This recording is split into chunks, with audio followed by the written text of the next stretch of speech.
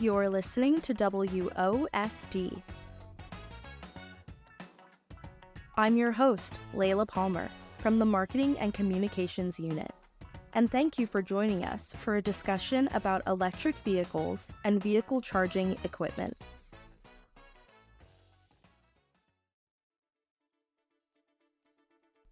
The Commonwealth of Massachusetts set a goal to reach net zero greenhouse gas emissions by 2050.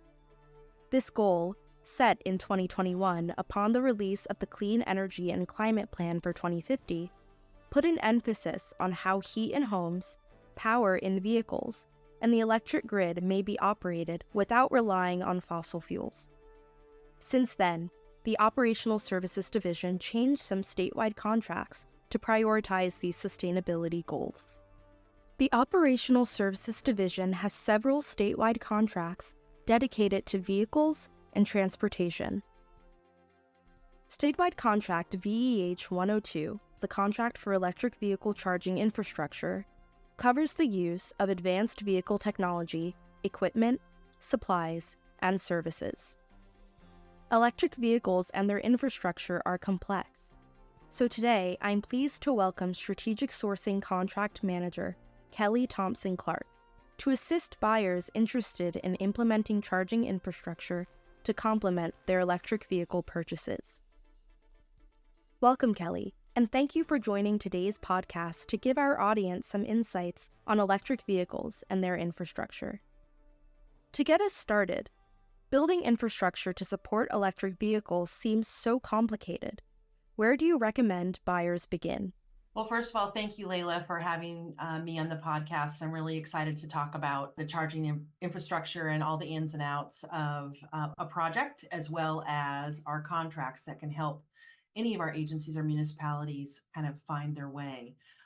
Regardless, I think just like with anything, I strongly recommend anyone starting this process to put together a plan. There are a lot of variables and things you need to consider before, during, and after your project. So nothing says you can't update or change your plan if needed, but I would never recommend doing it, off the cuff or without a plan of action. Who should be involved in these discussions? So as early as possible, early discussions should always involve all the decision makers that you're going to need. It's best to have all your decision makers around the table, so to speak, so that you can try to get early concerns or questions answered so you're not impeding the process as you're going through. So agency, municipality management, along with facilities, your DPW or Department of Public Works leadership, anybody that maybe has to be involved from finance committee or anything within the city or town or the agency's structure that could be part of the decision process. And if they're working with a local utility, you might want to include them as well if they haven't already had a seat at the table. What are some of the common pitfalls when building that infrastructure? And how do buyers avoid those pitfalls?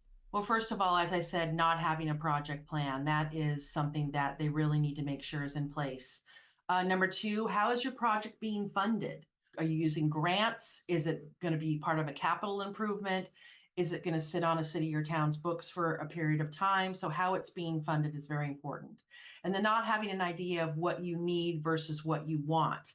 So for example, a city or town or an agency might think that they need level 3 chargers, which are the fast chargers, when the reality is that they really only need 2 and maybe a few level 3s here and there. But they really need to plot their electricity use and their time requirements for each EV in their fleet. So they need to calculate the average miles driven per vehicle per day. They need to understand what their average length of time to charge is going to be, whether they're going to be level 1, level 2, or level 3 stations. And when will the vehicles be charged? Business hours, overnight. Knowing this helps gauge their usage and their availability. Also gives them an opportunity to figure out what routes are being taken, as well as where to place those charging stations, depending on where the vehicles spend the most amount of time. Very useful information. Construction seems to be a key component to building the charging infrastructure. What do buyers need to know about procurements that include construction? Definitely. That's a really important. It's a great question, Layla. So, are buyers handling the installation themselves? So, are there facilities people within the agency or the municipality handling that for them? Are they working with the utility? Because sometimes the utility will be doing that as well. If the vendor is installing as part of your project, then are the buyers using a statewide contract to do that? So, Vehicle 102, which is our charging infrastructure contract. Many of the companies on that contract can handle everything soup to nuts. So, everything from purchasing the equipment, hardware, software, as well as the install. If that particular company is choosing to use one of our trade contracts for the construction, or if the agency or buyer is already elected to use our trade contract, then there's construction labor involved. And there's a lot of variables to be considered when you're looking at what is construction labor, what is not construction labor. So if there is trenching that needs to be done to lay all new wire, that could be considered construction labor. If you have a facilities department or somebody who is just connecting existing wiring or conduit to the stations, then that is not considered construction labor. So there's a lot to be taken into consideration if they're going to be breaking ground, breaking through something, or building around, because that could constitute construction labor versus non-construction labor. Of course, OSD always recommends our buyers check with their counsel or legal representatives about a specific requirement in relation to construction within their city, town, or agency. Statewide Contract VEH 102 was recently updated. Would you please describe the changes to the contract and explain why prospective buyers would use this contract? Sure. So yes, so Vehicle 102, VEH 102 was recently renewed through October of 2025. The majority of our vendors sit in category one, which is basically, as I said earlier, soup to nuts, everything you will need to install your charging infrastructure.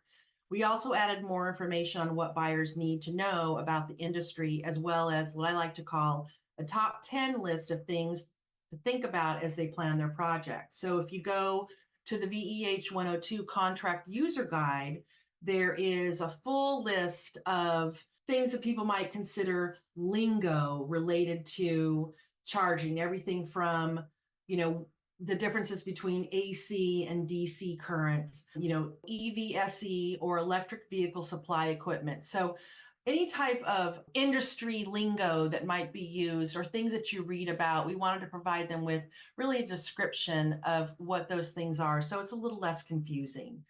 We also included different information about EV charging levels and charging stations. I know that we'll talk about that in a few minutes, but we wanted to kind of break down what the differences are there. You just mentioned that there are 3 different levels of charging stations. What are they and how do they differ? So, everybody hears level one, level two, level three, but just to kind of understand it a little bit more, a level one charger, that will be the slowest EV charger available. So that's providing the least amount of miles of range per hour. It's a little over 3 miles of range per hour on a charge. That can also take up to 24 hours to fully charge that battery. And that, of course, maybe even longer, depending on how empty that battery was to start with. A level two charger, which tends to be more commonly used in public charging stations and things like that, is much faster than a level one and can come with the added functionality of RFID cards, load balancing. That could be like our cards that we have that we use from our banks that have that little chip in there. So that's something that can just be scanned at a variety of stations, and stations that could be networked or non-networked, depending on how it will be paid for. So approximately 20 to 30 miles of range per hour of charging. Overnight charging typically produces a full battery. So that is usually what people are using in the most common one that we know of. A level three charger, it's also called a DC fast charging. That's significantly faster than a level two, and that can adds up to 20 miles of range per minute, a full battery charge in under an hour. So that's really great. And that's what you usually will find at a lot of dealerships, or if you are passing, I'll just say a well-known EV brand out there, you'll see all of their charging stations out there, and that's a fast charger, so that those are getting charged in anywhere from 15, 20 minutes to definitely under an hour. What should come first? Buying and ordering electric vehicles or implementing the charging infrastructure? That's a really, really great question. And that's something that we talk about a lot, whether it is within OSD or when we're working with agencies or cities and towns on what they need to do. Honestly, it depends on lead time for both. In a perfect world, you would have your charging infrastructure installed while you're waiting on your EV. But given the lead times needed for both due to demand and production, focus on your charging because it's going to do you no good to get EVs if you can't charge them as needed. If you have an alternative charging option, then you can get those EVs and not be as concerned about immediate station availability. I do know of some communities that have agreements with their neighboring communities. They have agreements with other organizations in their cities and towns that they are using that charging infrastructure while they're waiting on theirs to come in. Very valuable information. Do you have any final words of wisdom to offer buyers? Yes, definitely. Please make sure you have a plan in place. It's a really exciting time between EV vehicles and charging stations and uh, making sure that we have everything in there that we possibly could need to service our cities and towns and our agencies while meeting the climate initiative expectations that have come out of the state. So there are a lot of things that you will learn about this process in the industry as you are building your first stations. But knowing what works or doesn't work for your community or your agency is not something you want to learn as you go. There's an expensive lesson and one that you don't want to fail by not having a plan in place and making sure that you are covering all the bases as you move forward. Thank you, Kelly, so much for all of this very valuable information that I hope our buyers will reference. My pleasure. This is a constantly changing technology, constantly changing products and services out there. And OSD is doing its best to stay ahead of the game. So any help that we can provide a city, a town, an agency on their existing structure, as well as their work towards new infrastructure, we are more than happy to be there to assist them. And we have the contracts to do it. Well, thank you so much for coming on the podcast today, Kelly. We really appreciate it. Thanks, Layla. Stay well. This concludes today's episode about electric vehicles and infrastructure.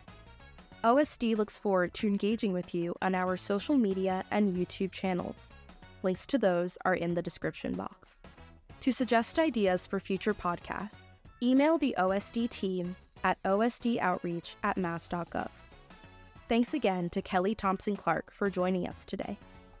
This podcast was engineered, edited, and hosted by me, Layla Palmer. Thank you for listening.